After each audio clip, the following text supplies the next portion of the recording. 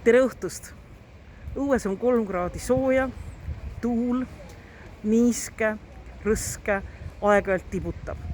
Tänavad on aga täis jõulukaunistusi. Brüsselisse on jõudnud jõuluaeg ja öeldakse, et see ilm kestab nüüd järgmised 3 kuud. Selline on Brüsseli talv. Külm, niiske, rõske, tuule ja vihmaga. Aga mina tahaksin rääkida eelmisest nädalast. Märksõnaks on kindlasti Ameerika Ühendriigid. Euroopa Parlamendis arutatakse Ameerika Ühendriikide valimistulemusi praktiliselt kõigil kohtumistel. Paljud hingavad kergendatult. Ollakse rõõmsad selle üle, et võimule tuleb president, keda tuntakse. Tema esimesed määramised räägivad inimestest, keda tuntakse. Ja arutletakse selle üle, milliseks saavad Euroopa Liidu suhted Ameerika Ühendriikidega. Näiteks, kas see, et Joe Biden võitis valimised, mõjutab Boris Johnsoni käitumist ja ta on valmis sõlmima Brexiti kokkuleppe nüüd, kus tema liitlane Trump ei ole enam Valges Majas.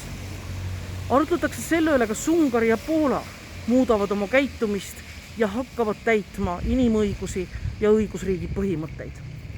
Arutletakse kaubandussuhete üle Hiinaga, idapartnerluse üle, sisuliselt igal valdkonnal, millega Euroopa Parlament tegeleb, on kokkupuude Ameerika Ühendriikidega.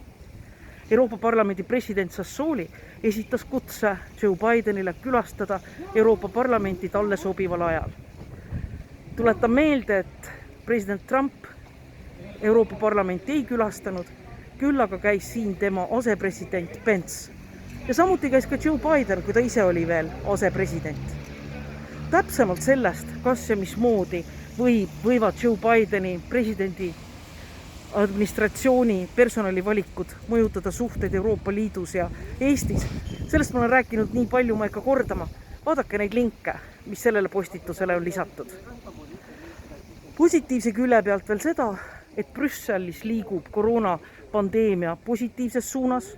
See tähendab, et nakatunuid on vähem, elu möördub tagasi normaalsemaks, mitte täiesti normaalseks, aga mõned piirangud on maha võetud. Nii et inimesed saavad vabamalt ringi käia, kauplused on avatud ja ka söögikohad on avatud natukene kauem, aga mitte koha peal istumiseks. Nii et kahjuks pean tõdema, et me liigume praegu erinevas suunas. Brüsselis läheb olukord paremaks, samas kui Eestis läheb olukord kahjuks halvemaks. Teeme kõik, et Eesti ei läheks kinni. Teeme kõik, et me saaksime pandeemiast jagu võimalikult väheste kaotustega ja kõige lihtsam, kandke maski. Olge terved ja räägime nädala pärast.